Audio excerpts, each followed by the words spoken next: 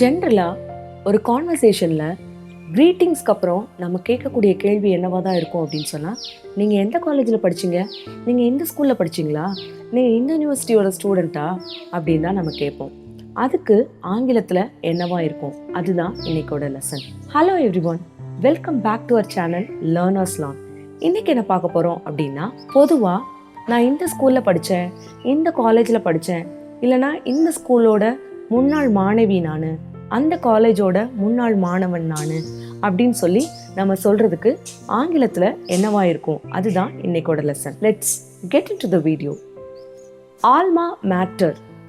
ஆல்மா mater அப்படின்னு சொன்னால் பொதுவாக the school or college or the university that somebody went to அப்படின்னு சொல்லுவாங்க. அதாவது a prestigious place of learning அப்படின்னு சொல்லுவாங்க. இந்த ஆல்மா மேட்டர் அப்படிங்கிற வார்த்தை எப்படி வந்தது, இதனுடைய பின்புலம் என்ன அப்படின்னா, actually this word got emerged from Latin. Latin ஆரிஜின்ல இருந்து தான் இந்த வேர்ட் உருவானது.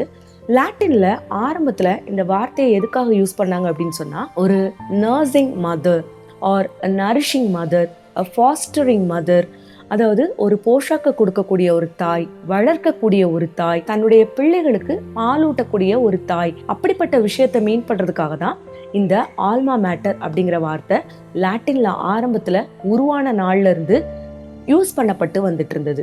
17th செஞ்சுரியோட மிடில்ல ரோமன்ஸ் தங்களுடைய இஷ்ட தேவதைகளை குறிக்கிறதுக்கு இந்த வார்த்தையை யூஸ் பண்ணாங்க. அதுக்கடுத்து கொஞ்ச நாள் கழித்து Roman Catholic people even virgin மேரியை குறிக்கிறது கூட இந்த ஆல்மா மேட்டர் அப்படிங்கிற வார்த்தையை யூஸ் பண்ணாங்க. 18th செஞ்சுரிக்கு அப்புறம் தான் இந்த வார்த்தை பிரிட்டனுக்கு ஒருத்தர் படித்த காலேஜையோ இல்லை யூனிவர்சிட்டியவோ இல்லை ஸ்கூலையோ மீன் பண்ணுறதுக்காக யூஸ் பண்ணப்பட்டது. அதுவும் கூட ஆரம்பத்தில் கிராஜுவேஷன் கொடுக்கக்கூடிய காலேஜை மீன் பண்ணுறதுக்காக மட்டும்தான் இந்த வார்த்தை, அதாவது ஆல்மா மேட்டர் அப்படிங்கிற வார்த்தை யூஸ் பண்ணப்பட்டது. லேட்டர் ஆன் இது காலேஜாக இருந்தாலும் சரி, ஸ்கூலாக இருந்தாலும் சரி, யூனிவர்சிட்டியாக இருந்தாலும் சரி, எந்த ஒரு எஜுகேஷனல் இன்ஸ்டிடியூஷனையுமே குறிக்கக்கூடியதுக்கு இந்த ஆல்மா மேட்டர் அப்படிங்கிற வார்த்தை யூஸ் பண்ணப்பட்டது. ஆல்மா மேட்டர் அப்படின்னு சொன்னால், இது நான் படித்த பள்ளி, இது நான் படித்த கல்லூரி, இது நான் படித்த பல்கலைக்கழகம் அப்படின்னு சொல்லலாம். இந்த கல்லூரியோட முன்னாள் மாணவன் நான், இந்த கல்லூரியோட முன்னாள் மாணவி நான் அப்படிங்கிறதுக்கு நம்ம ஆங்கிலத்தில் என்ன சொல்லலாம் அப்படின்னு சொன்னால் அலம்னஸ். அலம்னஸ் அப்படின்னு சொன்னால் முன்னாள் மாணவன் அப்படிங்கிற வார்த்தைக்கு நம்ம இணையான ஆங்கில வார்த்தையை யூஸ் பண்ணலாம். அதே இது ஃபீமேல், அதாவது முன்னாள் மாணவி அப்படிங்கிறத குறிக்கிறதுக்கு நம்ம என்ன வேர்ட் யூஸ் பண்ணலாம் அப்படின்னு சொன்னால் அலம்னா. அலம்னா அப்படின்னு சொன்னால் முன்னாள் மாணவி, அலம்னஸ் அப்படின்னு சொன்னால் முன்னாள் மாணவன்.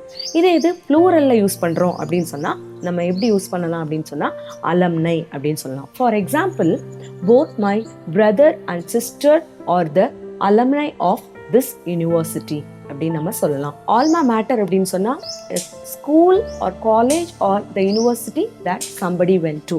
For example, it's always exciting whenever I pay visit to my alma mater. So that's it about alma mater, alumnus and alumni. இந்த லெசன் உங்களுக்கு பிடிச்சிருந்ததுன்னா இந்த வீடியோக்கு ஒரு லைக் கொடுங்க. இந்த மாதிரியான வீடியோஸ் நீங்கள் பார்க்கணும்னு நினச்சிங்க அப்படின்னு சொன்னால் லேர்னர்ஸ் சேனலை சப்ஸ்கிரைப் பண்ணி வச்சுக்கோங்க.